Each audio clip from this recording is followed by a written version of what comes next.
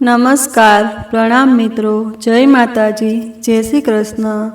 મારા લગ્નને થોડા દિવસો થયા હતા જ્યારે મારા પતિના વિઝાના કાગળો પૂરા થયા અને હું કેનેડા ચાલી ગઈ। દિલમાં ખુશી પણ હતી અને માથી વિખૂટા પડવાનું દુઃખ પણ। વિદાયના સમયે માએ મને ગળે લગાવી તો મારા આંસુ ન રોકાયા। માના હોઠો પર બસ એ જ દુઆ હતી, દીકરી તને એ બધી ખુશીઓ નસીબ થાય જે મેં સપનામાં પણ ન જોઈ હોય। કેનેડા પહોંચીને એક નવી જિંદગીની શરૂઆત થઈ। પતિ ખૂબ જ ખ્યાલ રાખનારા હતા, ગુરુ સુંદર હતો અને ભગવાનનો આભાર હતો કે કોઈ વસ્તુની કમી ન હતી। હું જલ્દી જ મારા નવા ઘરના રીત રિવાજોમાં ઢળી ગઈ। દરેક વસ્તુ પોતાની જગ્યાએ, જિંદગી એક ક્રમમાં ચાલી રહી હતી। બસ એક ખાલીપો હતો, માનો અવાજ, માની દુઆઓ, માની વાતો। દિલ અવારનવાર ઈચ્છતું કે થોડી વાર મા સાથે વાત કરી લઉં, પરંતુ જ્યારે પણ હું મારા ભાઈ કે ભાભીને ફોન કરતી, હંમેશા એક જ જવાબ મળતો, મા તો દવા ખાઈને સૂઈ ગયા છે અથવા તેઓ હમણાં જ પાડોશીની ફોઈના ઘરે ગયા છે, આવશે એટલે વાત કરાવીશ। શરૂઆતના થોડા અઠવાડિયા મેં સમાધાન કર્યું, વિચાર્યું કે માનો આરામ જરૂરી છે, પરંતુ પછી આ બહાના રોજનો નિયમ બની ગયા। દિવસ અઠવાડિયામાં બદલાયા, અઠવાડિયા મહિનાઓમાં અને આમ વર્ષો વીતવા લાગ્યા। હું દર વખતે જ્યારે વિડીયો કોલની ફરમાઈશ કરતી, ભાભી કોઈને કોઈ કારણ બતાવીને વાત પૂરી કરી દેતી। ક્યારેક નેટનું બહાનું, ક્યારેક મોબાઈલની બેટરીનું અને ક્યારેક એમ કે માને ફોન સાંભળવો પસંદ નથી। દિલ વિચિત્ર થવા લાગતો, માનો અવાજ એક સપનું બની ગયો હતો। દર રાત્રે સૂતા પહેલાં દિલમાં તેમની તસવીર આવતી, આંખો ભીની થઈ જતી। એક દિવસ દિલ ખૂબ જ બેચેન હતું। મેં જીદ કરી કે બસ આજે મા સાથે વાત કરવી જ છે। ભાભીએ ફોન ઉપાડ્યો અને કહ્યું, પ્રતીક્ષા, હમણાં તો મા સૂઈ રહ્યા છે, પછી કરાવું છું। મેં કહ્યું, બસ 2 મિનિટ, આ જ અવાજ સાંભળી લઉં। ભાભીએ ટાળી દીધું। હું ચૂપ થઈ ગઈ, પણ દિલની બેચેની વધતી ગઈ। થોડા દિવસ પછી મેં માનો ફોટો માંગ્યો। ભાભીએ ફોટા મોકલ્યા। જ્યારે મેં તેમને જોયા તો દિલ ધ્રુજી ગયું। મા ખૂબ જ કમજોર લાગી રહ્યા હતા। ચહેરા પર એ રોનક ન હતી જે હું છોડીને ગઈ હતી। આંખોમાં અજબ પ્રકારનો થાક હતો અને હોઠો પર એ જૂની સ્માઇલ પણ ગાયબ હતી। મેં તરત જ ભાભીને પૂછ્યું કે મા આટલા ઉદાસ કેમ લાગી રહ્યા છે?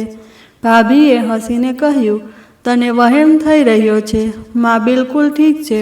હું તેમને દર મહિને ડૉક્ટર પાસે લઈ જાઉં છું, દવા પણ સમયસર આપું જ છું। તું તો જાણે જ છે ને, મા આવા જ કમજોર લાગતા હોય છે। મેં વાતને નજર અંદાજ કરી, પણ દિલ માન્યું નહીં। હું દર મહિને થોડા પૈસા મોકલતી હતી, માની દવાઓ, કપડાં અને ખર્ચ માટે। ભાભી કહેતી, જો પ્રતીક્ષા, હું તો ઈચ્છું છું માનું પૂરું ચેકઅપ કરાવું, પણ ટેસ્ટ ખૂબ મોંઘા હોય છે। તારા ભાઈનું કામ પણ આજકાલ ઠીકથી નથી ચાલી રહ્યું। મેં કંઈ પણ કહ્યા વિના વધુ પૈસા મોકલી દીધા। બસ દિલમાં એક જ ઈચ્છા હતી કે મા આરામ હોય। ઘણીવાર માનો અવાજ સાંભળવાની તલબ એટલી વધી જતી કે રાત્રે સપનામાં તેમનો અવાજ આવતો, જાણે તેઓ બોલાવી રહ્યા હોય, પ્રતીક્ષા બેટા, મારી બચ્ચી। હું ઊંઘમાંથી જાગી જતી અને દિલ ધક ધક કરી રહ્યું હોય। મેં ઘણીવાર મારા પતિને કહ્યું કે મારે ઇન્ડિયા જવું છે માને મળવા। બધા કહેતા, થોડી વધુ ધીરજ રાખ, હમણાં મારી નોકરી નવી નવી લાગી છે, રજા લેવી મુશ્કેલ છે, આવતી દિવાળી પર ચોક્કસ જઈશું। આવી રીતે વર્ષ વીતી ગયા। 5 વર્ષમાં એક વાર પણ મારી મા સાથે વાત ન થઈ શકી, ના વિડીયો કોલના ફોન પર તેમનો અવાજ, દર વખતે માત્ર ભાભીના શબ્દો અને બહાના। હું મા માટે કપડાં, દવાઓ, ચાદરો બધું નિયમિત રીતે મોકલતી રહી। દર વખતે માની ખુશીનો વિચાર કરીને દિલને દિલાસો આપતી કે કદાચ તેઓ ખૂબ દુઆઓ દેતી હશે, પરંતુ દિલમાં એક સવાલ દરરોજ ઊંડો થતો જઈ રહ્યો હતો, શું મા ખરેખર ખુશ છે કે મારી પાસેથી કંઈક છુપાવવામાં આવી રહ્યું છે? એક દિવસ સાંજના સમયે મારા ફોનની ઘંટડી વાગી। સ્ક્રીન પર ભાભીનું નામ ઝગમગી રહ્યું હતું. દિલ જોર જોરથી ધડકવા લાગ્યું. મેં તરત જ ફોન પાડ્યો અને બીજી તરફથી જે અવાજ આવ્યો તે મારી માનો હતો. ખૂબ જ કમજોર, ખૂબ જ કામતો હતો. પ્રતીક્ષા, પ્રતીક્ષા બેટા, પ્રતીક્ષા. મારી જીભ ગૂંગી થઈ ગઈ, આંખો ભીની થઈ ગઈ. દિલ જાણે થંભી ગયું હોય, પરંતુ અચાનક ફોન બંધ થઈ ગયો. મેં વારંવાર કોલ જોડ્યો, પરંતુ ફોન બંધ જ આવતો હતો. તે દિવસ પછી દિલને કંઈ પણ સારું ન લાગ્યું. દરેક ક્ષણ દિલ એક વિચિત્ર બેચેનીમાં ઘેરાયેલું રહ્યું. જાણે કોઈ તોફાન આવવાનું હોય, જાણે કોઈ પડદો ઉઠવાવાળું હોય. અને પછી એ તોફાન આવ્યું, એવી તૃપ્તતાથી આવ્યું કે મારું હૃદય ચીસ પાડી ઉઠ્યું. પરંતુ આ ઘટના પહેલાં હું માત્ર એ સવાલમાં જ ગૂંચવાયેલી રહી કે મારી માં મને કેમ નથી મળી રહી? કેમ 5 વર્ષમાં એકવાર પણ તેમનો અવાજ પૂરી રીતે સાંભળવા ન મળ્યો? અને આ સવાલો હવે મારા માટે માત્ર સવાલો નહોતા, પરંતુ એક ભયાનક હકીકતની શરૂઆત બનવાવાળા હતા. ફોન બંધ થયા પછી મેં વારંવાર ભાભીને કોલ કર્યો, પરંતુ દર વખતે કાં તો ફોન બંધ આવતો અથવા તેમ હમણાં ઉપાડ્યો નહીં. મારા દિલમાં વિચિત્ર ગભરાટ થઈ રહ્યો હતો. એ થોડી ક્ષણોમાંનો દરરોજ તો અવાજ, તેમનું મારું નામ લેવું અને પછી અચાનક ફોનનું બંધ થઈ જવું, આ બધું મારા અસ્તિત્વ પર એક બોજ બની ગયું હતું. મને કોઈ પણ વસ્તુમાં રસ નહોતો લાગી રહ્યો. એટલું જ નહીં, મારા પતિએ પણ મહેસૂસ કર્યું કે હું કંઈક બદલાઈ ગઈ છું. એક દિવસ મેં હિંમત કરીને ફરીથી ભાભીને મેસેજ કર્યો કે મને માનો તાજેતરનો ફોટો મોકલો. જે ફોટો આવ્યો તેને જોઈને મારું દિલ વધુ ભારે થઈ ગયું. માનો ચહેરો વધુ કમજોર લાગી રહ્યો હતો. આંખોની આસપાસ ઊંડા કુંડાળા થઈ ચૂક્યા હતા. તેમની ત્વચા પણ વિચિત્ર પીળાશ હતી, જાણે હું ઘણા દિવસોથી બીમાર હોય. કપાળની કરચલીઓ પહેલાં કરતાં વધુ ઊંડી થઈ ચૂકી હતી. મેં ફોટાને વારંવાર ધ્યાનથી જોયો. દર વખતે મારી આંખો જાણે મને કોઈ કહેવા માંગતી હોય, જાણે તેમના હોઠ શાંત હોય, પણ દિલ ઘણું બધું સાંભળી રહ્યું હોય. મેં તરત જ ભાભીને કોલ કર્યો. આ વખતે કોલ ઉપાડવામાં આવ્યો. ભાભી, આ ફોટો ક્યારનો છે? માં ઠીક છે? ઘણા કમજોર લાગી રહ્યા છે. ભાભીનું હસવું ફોનની બીજી બાજુ સંભળાયું. પ્રતીક્ષા, તને વહેમ થઈ રહ્યું છે? માં બિલકુલ ઠીક છે. આ બસ ફોટાના પ્રકાશની અસર છે.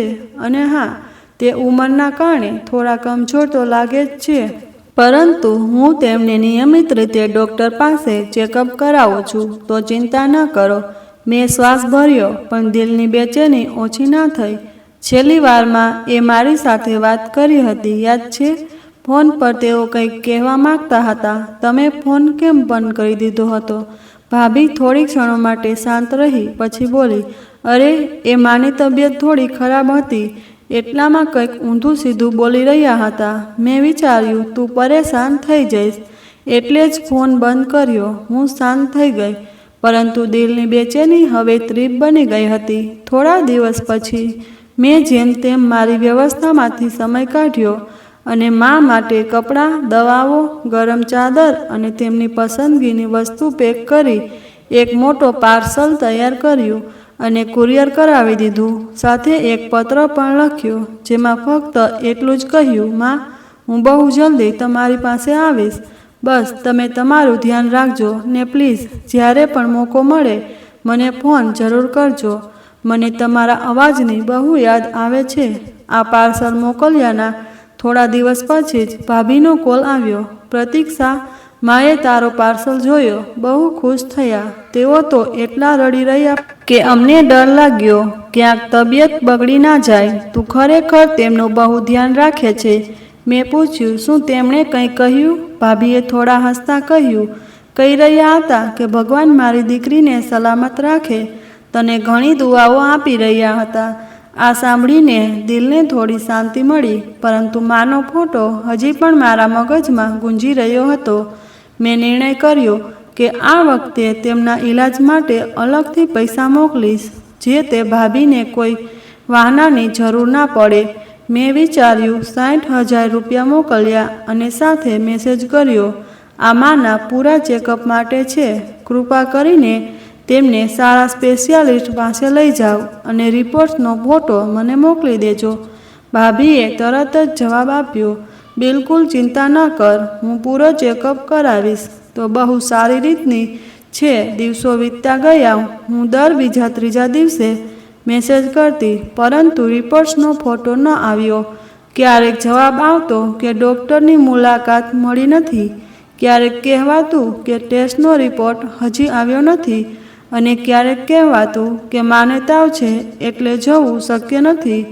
એક દિવસ માનું સપનું આવ્યું. સપનામાં તેઓ જમીન પર બેઠા હતા, હાથમાં મારો ફોટો પકડ્યો હતો અને કહી રહ્યા હતા, બેટા, મેં તો તને પાળી હતી, તને સૌથી વધુ ચાહી હતી.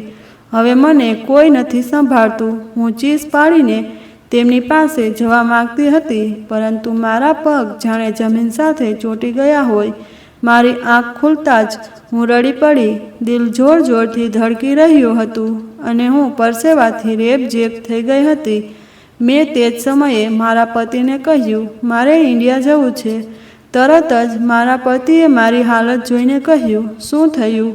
મેં બધું કહ્યું, માની હાલત, ફોટો, સપના, ભાભીની વાતોમાં છુપાયેલી જૂઠાણાની ગંધ. તેઓ શાંતિથી મારી વાત સાંભળતા રહ્યા. પછી ધીમેથી બોલ્યા, પ્રતીક્ષા, બધું ઠીક છે. વસ્તુની ગેરસમજ થઈ રહી છે. તેમણે ઘણીવાર સુધી મને દિલાસો આપ્યો. મેં માથું હલાવ્યું, પણ દિલમાં વિચિત્ર બેચેની હતી. ફોનનો અવાજ આજે પણ મારા કાનમાં ગુંજી રહ્યો હતો. પ્રતીક્ષા બેટા, પ્રતીક્ષા. એ ધ્રુજતો તૂટેલો આ અવાજ જાણે મારા હાડકામાં ઉતરી ગયો હતો. મેં એક ચોર માટે પણ વિશ્વાસ ન કર્યો કે આ માનો અવાજ હતો.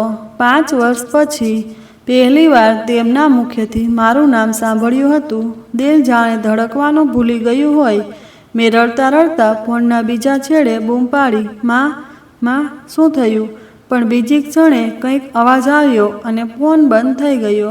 મેં તરત જ ફરીથી નંબર જોડ્યો, વારંવાર, પણ હવે નંબર બંધ થઈ જઈ રહ્યો હતો. આંખો ભીની હતી અને દિલમાં એવી લાચારી ઉતરી હતી જેને શબ્દોમાં વર્ણવી શક્ય તેમ નહોતી. પતિએ જ્યારે મારી હાલત જોઈ તો તરત જ પાસે આવીને બેઠા. મેં તેમને કહ્યું કે માનો અવાજ આવ્યો હતો. તેઓ મને બોલાવી રહ્યા હતા, જાણે ખૂબ જ લાચાર હોય, જાણે કોઈ મુસીબતમાં હોય. પતિએ કહ્યું, તો ભાઈને ફોન કર, કદાચ કંઈક થયું હોય. મેં તરત જ ભાઈને કોલ કર્યો. બીજી તરફથી તેમનો હંમેશાનો બેપરવાહ અવાજ આવ્યો, અરે બહેન, ખૈરિયત? મેં જલ્દીથી પૂછ્યું, ભાઈ, માં ઠીક છે? તેમનો અવાજ આવ્યો હતો મારા ફોન પર. તેઓ મને બોલાવી રહ્યા હતા. ભાઈએ એક જોરદાર અટ્ટહાસ્ય કર્યું, ઓહ, અરે એ તો ક્યારેક દવાની અસર, બેભાન જેવી વાતો કરે છે. કાલે પણ કહી રહ્યા હતા કે તું આવી છે ઇન્ડિયા, જ્યારે તું તો કેનેડામાં છે. હું ચૂપ રહી, પણ દિલ ધડકવા લાગ્યું. ભાઈએ કહ્યું, તું પરેશાન ના થા, માના આરામનું બહુ ધ્યાન રાખવામાં આવી રહ્યું છે. પથારી પર દરેક વસ્તુ સમયસર પહોંચે છે. તારી ભાભી તો દિવસમાં 2 વાર તેમના પગ દબાવે છે, બહુ સેવા કરે છે તારી માની. મેં ધીમા સ્વરમાં બસ એટલું જ કહ્યું, ભાઈ, ક્યારેક મારી મા સાથે મારી વાત કરાવી દેજે પ્લીઝ. તેમણે હસતા કહ્યું, ચોક્કસ, કાલે જ કરાવું છું. બસ આજે તેઓ સૂઈ રહ્યા છે. કોલ બંધ થયો, પણ દિલની બેચેની હવે તીવ્ર બની ગઈ હતી. આગલી સવારે મારું મગજ પૂરું રહ્યું ન હતું. મેં આખો દિવસ વિચારતા વિતાવ્યો. સાંજના સમયે કેનેડામાં હવામાન કંઈક બદલાયેલું લાગતું હતું. વાદળો છવાયેલા હતા, હળવો વરસાદ પડી રહ્યો હતો. હું બારી પાસે બેસીને વિચારી રહી હતી કે શું ખરેખર બધું ઠીક છે. તે જ સમયે દરવાજાની ઘંટડી વાગી. હું દરવાજે ગઈ તો એક સ્થાનિક ઇન્ડિયન મહિલા, રોહિણી આંટી, ઊભા હતા. તેઓ ક્યારેક અમારે ઘરે આવતા હતા. ખૂબ જ નિષ્ઠાવાન અને નરમ દિલના હતા. મેં તેમણે અંદર બોલાવ્યા. બેસતા જ તેમણે મારી આંખોની લાલાશ નોંધી અને પૂછ્યું, બેટા, બધું ખૈરિયત છે? હું રોકી ન શકી અને તેમને બધું કહી દીધું. માનો અવાજ, ફોન બંધ થવો, ભાઈનું આશ્વાસન, દિલની બેચેની. તેમણે ઊંડો શ્વાસ લઈને કહ્યું, પ્રતીક્ષા બેટા, ક્યારેક ક્યારેક આપણને જે બતાવવામાં આવે છે તે સાચું નથી હોતું. તારી માના ચહેરાના જે ફોટા તે મને બતાવી આવ્યા તે માની શાંત ચીસો હતી. તેમની વાતથી મારા દિલની હાલત વર્ણવાઈ ગઈ. તે જ ક્ષણે રોહિણી આંટી એક વિચિત્ર વાત કરી. મને એક વાત યાદ આવી. કદાચ તને ખબર નહીં હોય, ગયા વર્ષે જ્યારે હું ઇન્ડિયા ગઈ હતી ત્યારે તારી માના પાડોશી કમલા આંટી સાથે મારી મુલાકાત થઈ હતી. તેમણે કહ્યું હતું કે મા બહુ ઓછા બહાર દેખાય છે અને અવારનવાર સાંજે તેમના રૂમમાંથી રડવાનો અવાજ આવે છે. હું ચોંકી ગઈ. શું ખરેખર? આંટીએ માથું હલાવ્યું. હા બેટા. અને કલ્પના માસીએ કહ્યું, તેમણે ઘણીવાર તારી ભાભીને તમારી મા સાથે ઊંચા અવાજે વાત કરતા સાંભળી છે. આ વાત મારા માટે વીજળીના ઝટકા જેવી હતી. મેં ક્યારે કલ્પના પણ ન કરી હતી કે મા આટલી પીડામાં હશે. અને પછી મારી આંખો સામે એ જ કહાનીનું ચિત્ર ફરવા લાગ્યું. માનો કમજોર ચહેરો, ખાલી આંખો, કરચડીઓમાં છુપાયેલી કહાની. તે જ રાત્રે મેં ભાઈને એક કડક મેસેજ કર્યો, ભાઈ, કાલે સાંજે વિડીયો કોલ પર મા સાથે વાત કરાવજે. ભલે તેઓ સૂઈ રહ્યા હોય કે જાગી રહ્યા હોય, મારે તેમની સાથે જાતે વાત કરવી છે.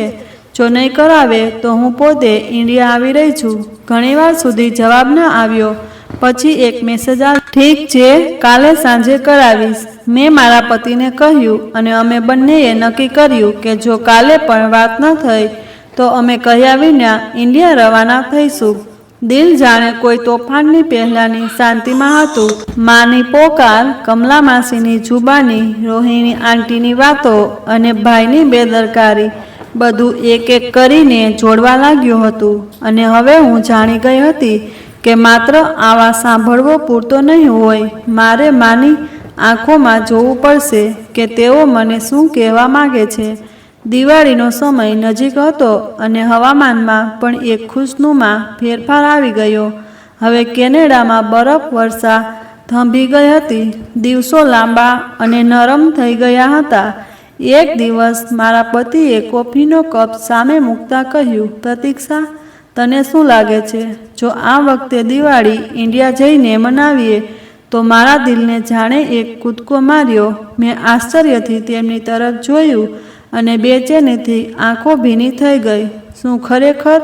તેમણે હસીને કહ્યું, હા હા, તું ઘણા દિવસોથી મારી વાત કરી રહી હતી અને મારું પણ દિલ છે કે આ વખતે બધાને સરપ્રાઈઝ આપીએ, કોઈને ન કહીએ, બસ અચાનક જ પહોંચીએ. મેં માથું હલાવ્યું. દિલ જાણે કોઈ સપનામાં ઉડવા લાગ્યું ને ક્ષણોમાં તૈયારી શરૂ કરી દીધી. દિવાળીની શોપિંગ કરી, મા માટે નવી ચાદર, નવો સૂટ, એક નરમ ધાબળો, ખુશ્બુ અને તેમના પસંદના બદામ પણ મૂક્યા. ભત્રીજાઓ માટે રમકડાં, કપડાં અને ચોકલેટ, ભાઈ માટે કતર અને ભાભી માટે જ્વેલરી સેટ. જે કોઈ ફરિયાદ ન રહી. મુસાફરી લાંબી જરૂર હતી પણ દિલની ખુશીએ દરેક થાક ભૂલાવી દીધો. વિમાનનું લેન્ડિંગ થતાં જ દિલ બેચેન થઈ ગયું. જાણે કોઈ બાળક તેની માની ગોદમાં દોડીને છુપાઈ જવા માગતું હોય તેમ સીધા સાસરે ગયા. થોડા કલાક પોતાના બીજી સવારે મેં મારા પતિને કહ્યું, ચાલો આજે માના ઘરે જઈએ. અમે ગાડીમાં બધા ભેટો સોગાતો મૂક્યા અને શાંતિથી રવાના થઈ ગયા. દિલ ખુશીથી ધડકી રહ્યું હતું પણ એક અજાણી ગભરામણ પણ સાથે હતી. જ્યારે અમે શેરીના ખૂણે પહોંચ્યા ત્યારે મેં મારા પતિને કહ્યું, તમે ગાડી અહીં રોકો, હું પગપાળા જઈશ જેથી કોઈ જોઈ ન લે. મેં ધીમેથી પગલાં ભર્યા. ભેટો સોગાતોથી ભરેલો થેલો ખભે લટકાવ્યો. દિલમાં માન સમિતિ કલ્પના લઈને દરવાજા પાસે પહોંચી. પણ જે દરવાજો હંમેશા બંધ રહેતો હતો તે આજે ખુલ્લો હતો. મને વિચિત્ર લાગ્યું, જાણે કંઈક અસામાન્ય થઈ રહ્યું હોય. આંગણામાંથી સોરનો અવાજ આવી રહ્યો હતો. મેં અંદર ડોકિયું કર્યું તો પાડોશની કેટલીક સ્ત્રીઓ આંગણામાં ઊભી હતી. ચહેરા પર આશ્ચર્ય અને કેટલાકના કપાળ પર કરચલીઓ હતી. મેં એક મહિલાને પૂછ્યું, શું થયું માસી, બધું ખૈરિયત તો છે ને? તેમણે ચોંકીને મારી તરફ જોયું અને ધીમા અવાજે કહ્યું, તું પ્રતીક્ષા હોઈશ બેટા. અંદર જઈને જો, બહુ ખરાબ હાલત છે. મારા પગ જાણે જમીનથી ઉખડી ગયા. હું ઝડપથી અંદર દોડી અને જે દ્રશ્ય મેં જોયું તેનાથી મારે હોશ ઉડી ગયા. મા જમીન પર પડેલા હતા અને ભાભી એક સાવરણી તેમના પર વરસાવી રહ્યા હતા. તેમના મોઢામાંથી ગાળોનો વરસાદ વરસી રહ્યો હતો. બુઢી, હું તારાથી કંટાળી ગઈ છું. ગરમ પાણી મારા બાળકો પર ફેંક્યું. હવે હું તને મજા ચખાડું છું. મારી મા ચીસો પાડી રહ્યા હતા, ડૂસકા ભરી રહ્યા હતા. તેમના હાથ ઊંચા હતા, જાણે માફી માગી રહ્યા હોય. મેં ચીસ પાડી, ભાભી બસ કરો. તે ચોંકીને અટકી ગઈ. સાવરણી હવામાં જ થંભી ગઈ. તું પ્રતીક્ષા? પ્રતીક્ષા? તેનો ચહેરો પીળો પડી ગયો, આંખો પહોળી થઈ ગઈ અને તે પાછળ ખસી ગઈ. હું દોડીને મા પાસે પહોંચી. તેમનું શરીર ધ્રુજી રહ્યું હતું, ચહેરા પર ખરોચો, કપડાં ગંદા અને આંખો ભીની. મેં તેમને ગળે લગાવી લીધા. મારા કપડાં તેના આંસુઓથી ભીંજાઈ ગયા. માં, હું આવી ગઈ છું. તમારી પ્રતીક્ષા આવી ગઈ છે. તેમણે મારા ચહેરાને ધ્રુજતા હાથોથી સ્પર્શ કર્યો અને બસ એટલું જ કહ્યું, બેટા, બહુ મોડું થઈ ગયું. મારા પતિ પણ અંદર આવી ચૂક્યા હતા. તેમણે તરત જ પરિસ્થિતિ સંભાળી લીધી. પાડોશની સ્ત્રીઓ શાંતિથી અમને જોઈ રહી હતી. કેટલાકે આંસુ લૂછ્યા, કેટલાક નિસાસો નાખીને પાછા જવા લાગ્યા. મેં માને ટેકો આપ્યો. તેમને મારી સાથે ગાડી સુધી લઈ ગઈ. તેમના શરીર પર નીલના નિશાન હતા. કેટલીક જગ્યાએ ચામડી દાઝેલી લાગી રહી હતી. મેં પતિને કહ્યું, સીધા હોસ્પિટલ લઈ ચાલો. રસ્તામાં મારો હાથ પકડી રહ્યા હતા, જાણે ડર હોય કે હું તેમને ફરીથી છોડી ન દઉં. તેમની આંખોમાં એ ડર હતો જે વર્ષોનો અત્યાચારને વર્ણવી રહ્યો હતો. હોસ્પિટલમાં ચેકઅપ થયો. ડૉક્ટરે કહ્યું, આ ઘા જૂના પણ છે અને કેટલાક તાજેતરના પણ છે. શરીરમાં નબળાઈ છે અને લોહીની કમી છે અને માનસિક તણાવ પણ લક્ષણ છે. મારું દિલ જાણે કોઈએ મુઠ્ઠીમાં પકડી લીધું હોય. મેં માથું નમાવ્યું અને માના પગ પાસે બેસી ગઈ. માં, હવે હું તમને ક્યાંય જવા નહીં દઉં. તમે મારી સાથે રહેશો દરેક સમયે, દરેક ક્ષણે. અને તે જ ક્ષણે મેં દિલમાં નિર્ણય કરી લીધો હતો. આ દિવાળી મારા જીવનની સૌથી મોટી હકીકત લઈને આવી હતી અને હવે હું મારી માનો પડછાયો, કોઈ જુલ્મીના દયા પણ નહીં. હોસ્પિટલના રૂમમાં શાંતિ છવાઈ હતી. માત્ર દિલની ધડકનો અને ડ્રીપના ટીપ ટપકવાનો અવાજ સંભળાઈ રહ્યો હતો. મા સફેદ પથારી પર સૂતેલા હતા. તેમના શ્વાસ ધીમા પણ સતત હતા. હું એક ક્ષણ માટે પણ તેમનો હાથ છોડવા તૈયાર ન હતી. તેઓ વારંવાર મારી તરફ જોતા, પછી આંખો બંધ કરી લેતા, જાણે વિશ્વાસ ન આવતો હોય કે હું તેમની સામે છું. એક ક્ષણમાં માની આંખો ભરાઈ આવી. તેઓ ધીમેથી ઉઠવાનો પ્રયત્ન કરવા લાગ્યા. મેં ટેકો આપ્યો. તેમને ધ્રુજતા હોઠોમાંથી એક વાક્ય નીકળ્યું, બેટા, મને લાગ્યું હતું કે હું તને મરતા પહેલાં નહીં જોઈ શકું. મેં તેમના કપાળે ચૂમ્યું, આંખોમાંથી આંસુ લૂછ્યા અને કહ્યું, હવે તમે મારી સાથે છો અને હું કંઈ થવા નહીં દઉં. રોમની એક દીવાલ પરછાયું પડ્યું હતું. કદાચ જો સૂર્યનો નમેલો ખૂણો હતો અથવા મારા દિલની મૂંછવણનું પ્રતિબિંબ. પણ તે જ ક્ષણે માએ તેમની ચાદરના છેડાથી આંસુ લૂછ્યા અને આકાશ તરફ ખોળો ફેલાવ્યો.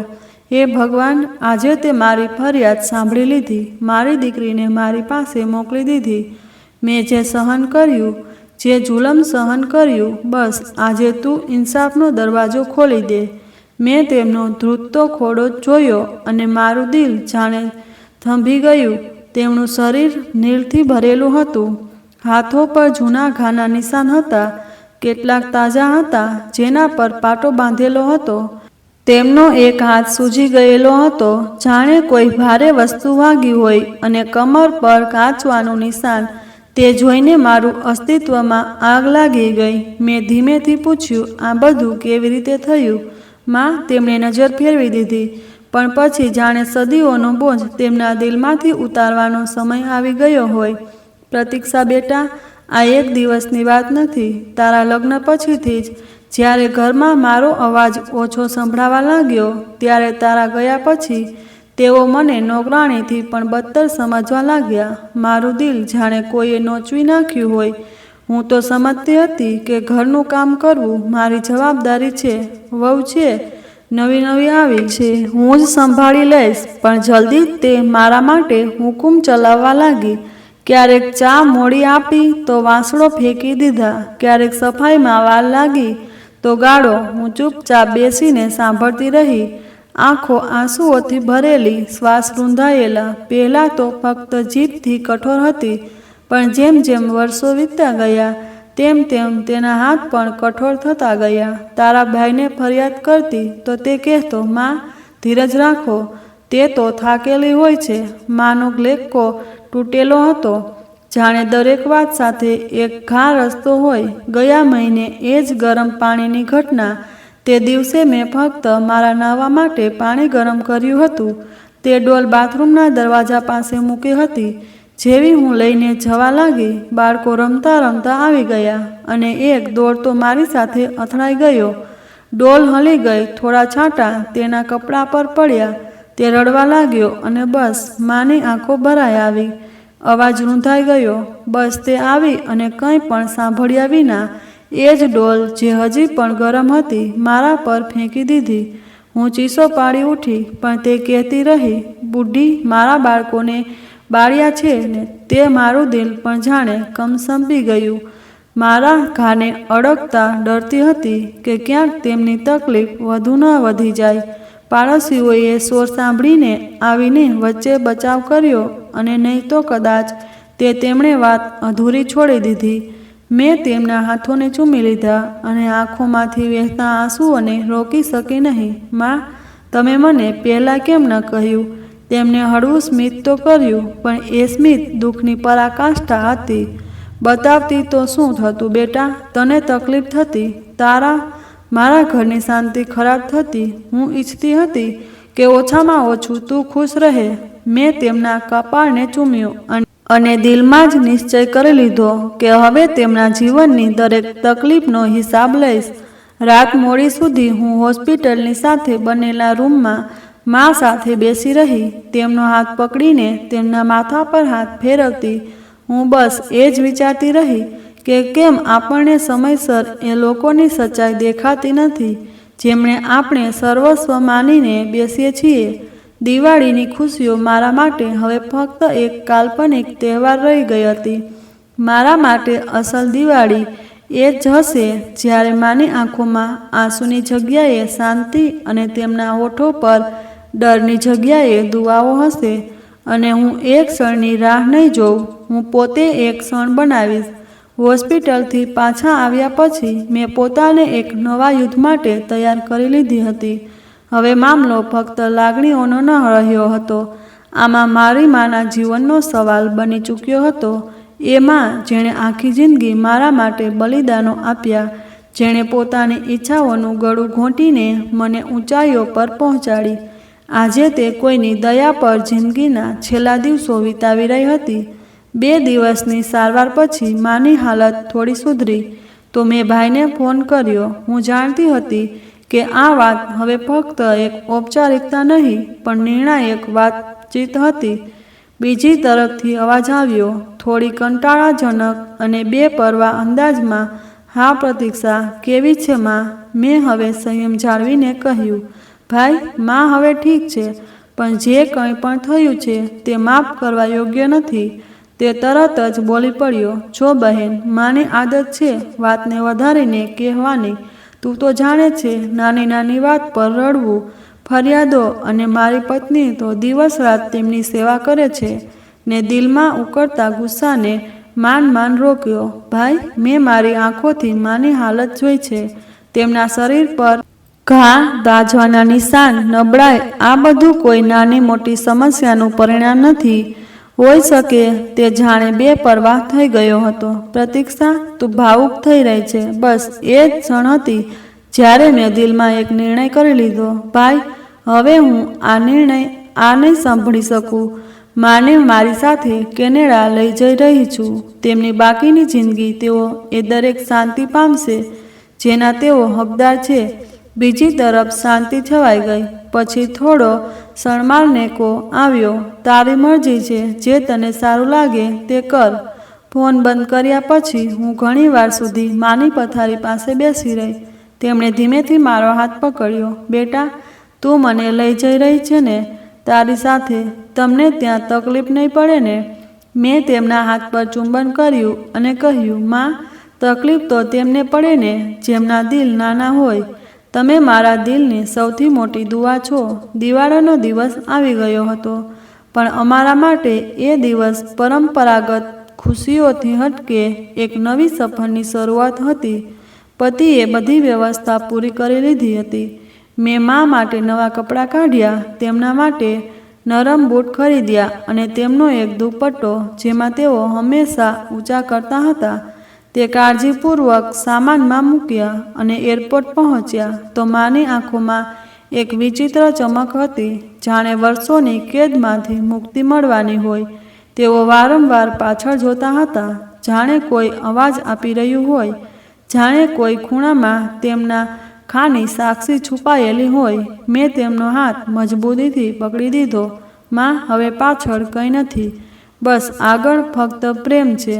કેનેડા પહોંચીને મેં તેમના માટે ઘરમાં એક અલગ રૂમ તૈયાર કર્યો. નરમ પથારી, ગરમી રાખનારું હીટર, તેમની પસંદગીની નાની ચટાઈ અને મારી પાસે એક ખુરશી જ્યાં તેઓ તડકામાં બેસી શકે. હું ઈચ્છતી હતી કે તેઓ એ દરેક સુવિધા પામે જેનાથી તેઓ વંચિત રહ્યા હતા. પહેલા જ અઠવાડિયામાં તેમની તબિયતમાં સ્પષ્ટ ફરક આવ્યો.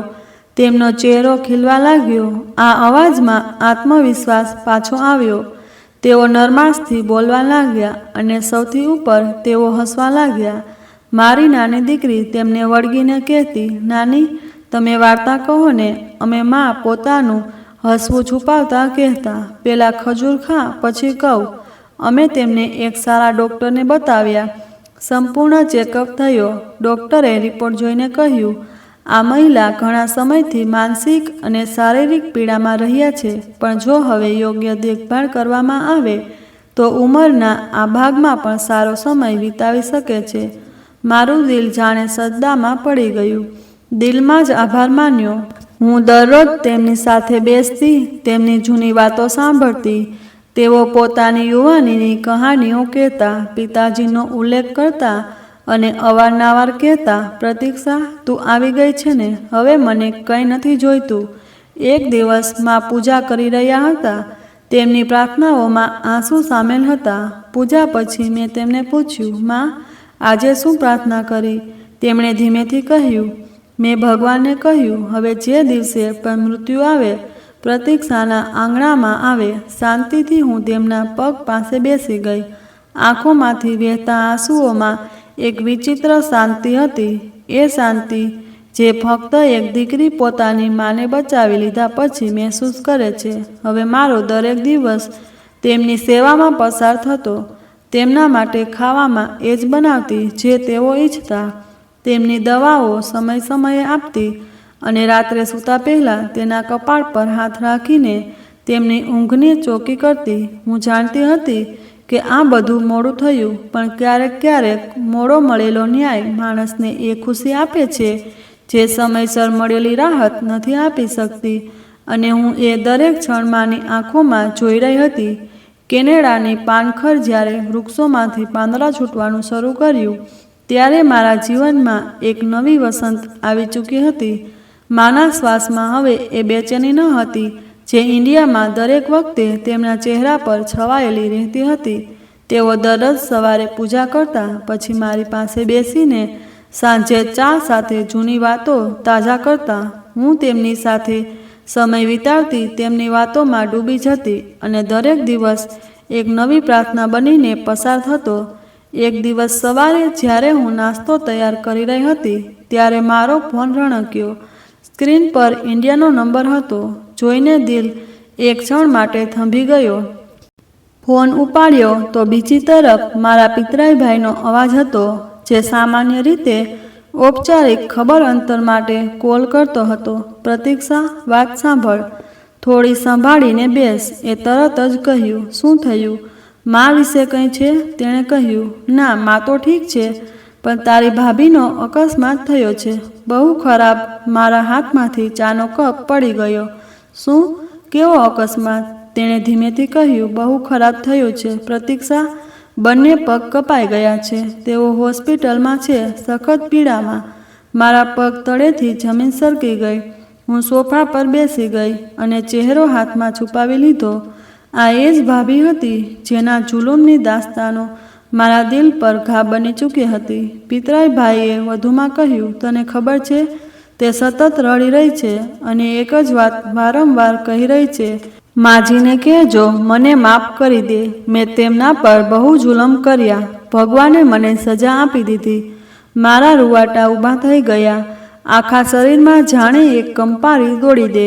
મને માની એ જ પ્રાર્થના યાદ આવી જે તેમણે હોસ્પિટલમાં ખોળો ફેલાવીને માંગી હતી જ્યારે તેમના શરીર પર ઘા હતા અને દિલ પર ઢાક છે. હે ભગવાન, હમણાં જ દુનિયામાં મારો ઇન્સાફ કરી દે. મને એ ક્ષણ દેખાડ જ્યારે જુલ્મીને તેના કર્મની સજા મળે.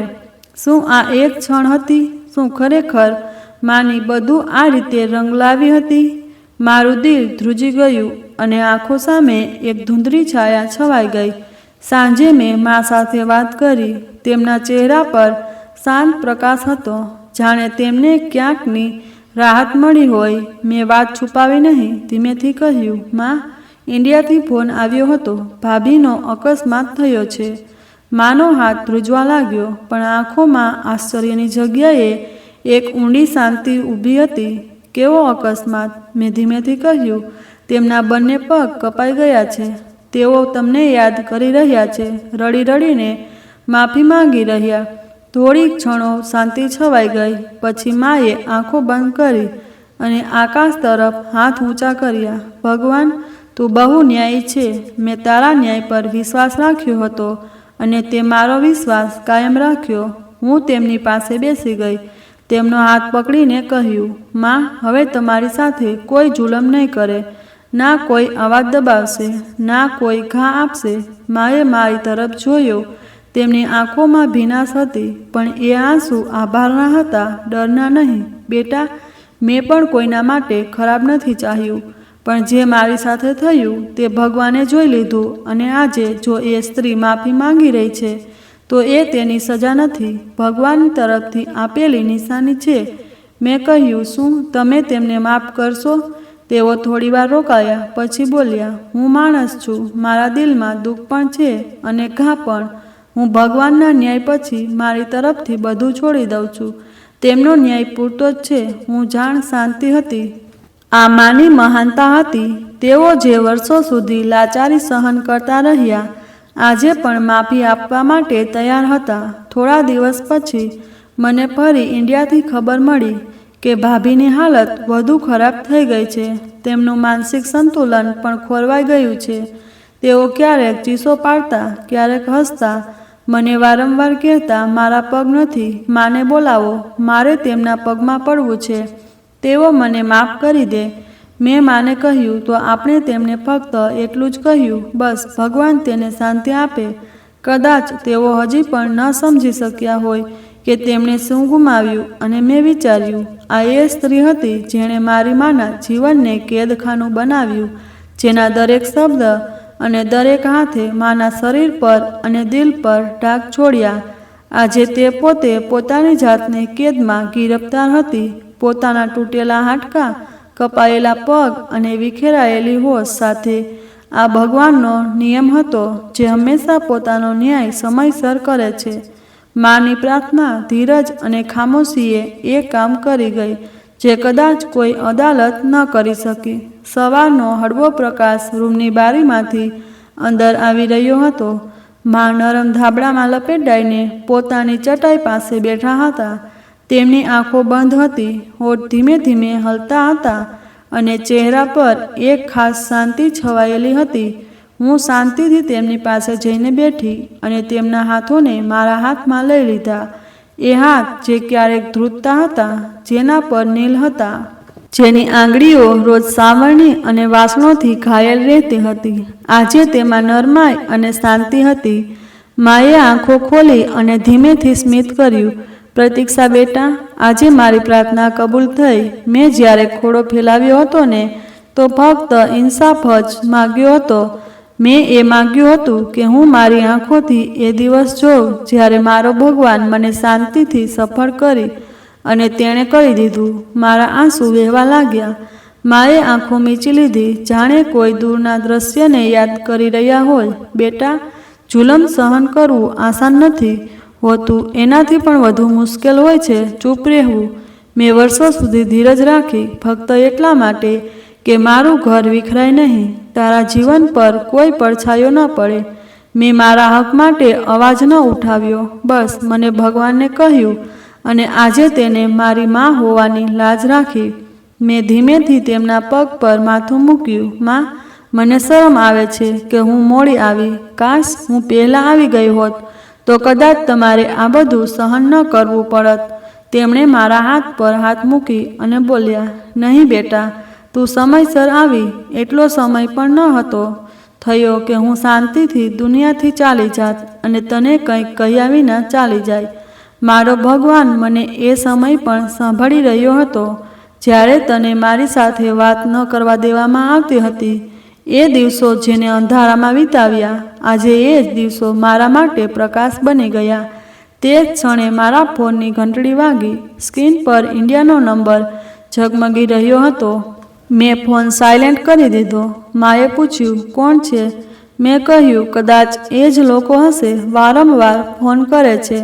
ભાભીની હાલત દિવસે ને દિવસે ખરાબ થઈ રહી છે. કહે છે તેઓ દરેક વખતે અમ્મા અમ્મા કરે છે. માએ ઊંડો શ્વાસ લીધો. ભગવાને તેના હાલ પર રહેમ કરે. દીકરી, મેં માફ કરી દીધું દિલથી, સંપૂર્ણ રીતે. તેમને આશ્ચર્યથી જોયા. ખરેખર?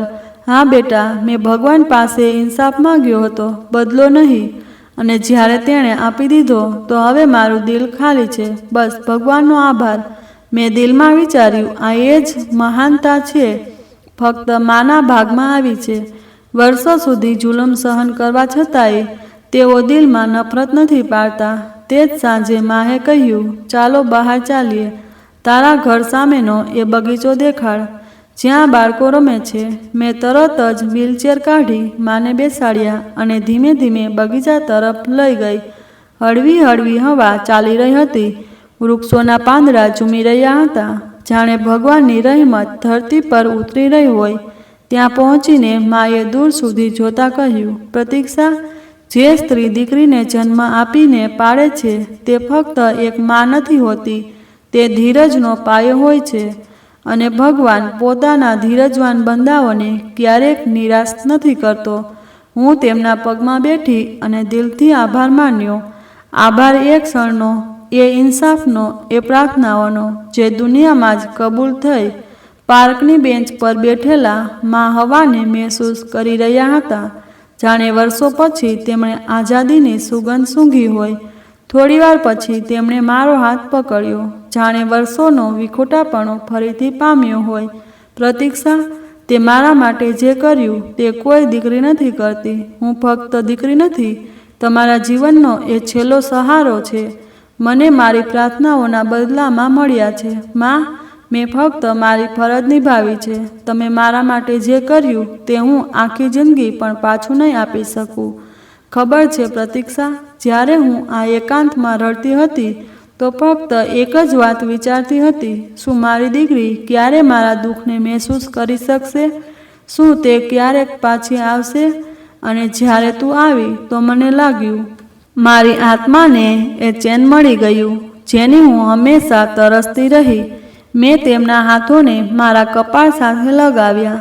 માં, હવે તમે ક્યારેય એકલા નહીં હોવ. સાંજ ઘેરી થવા લાગી. પક્ષીઓ પોતાના માળા તરફ પાછા ફરવા લાગી ગયા, જાણે પ્રાકૃતિક પણ કહી રહી હોય કે જે સફર દુઃખથી શરૂ થાય છે તે ધીરજના રસ્તા પર ચાલીને સચ્ચાઈના અંત સુધી જરૂર પહોંચે છે.